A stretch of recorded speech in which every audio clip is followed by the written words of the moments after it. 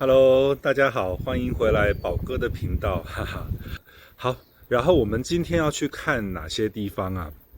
我今天想带大家去一个奥克兰一个很有名的一个 mall，叫做 Sylvia Park。然后它这个 mall 呢是在奥克兰的东边，但其实应该是比较像东南边吧。所以其实奥克兰南区的人也会到这个 mall 来买东西。那包括再往南走大概1个半小时、2个小时的那个城叫做 Hamilton，那边的居民也会到这个 mall 来买东西。所以这个 mall 基本上生意非常的好，而且这个 mall 呢占地非常的广大。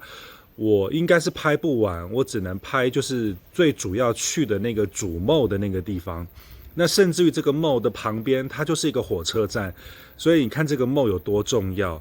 那我们今天就抽个时间来去看一下这个 mall 大概长什么样子，给大家一个感觉。然后看一看，就是在还没有其他的更新颖的 mall 出来之前呢，原来这个 mall 一直都是整个奥克兰算是比较时尚的一个 mall。那我们就不要多说，来去看一看吧，嘿嘿。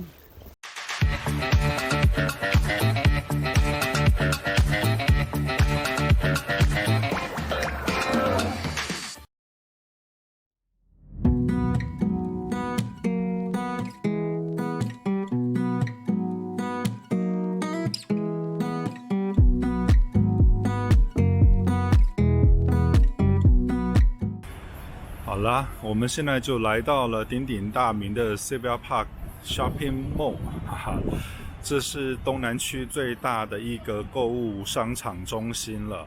它的占地非常的大，多大呢？我上网查了以后再说。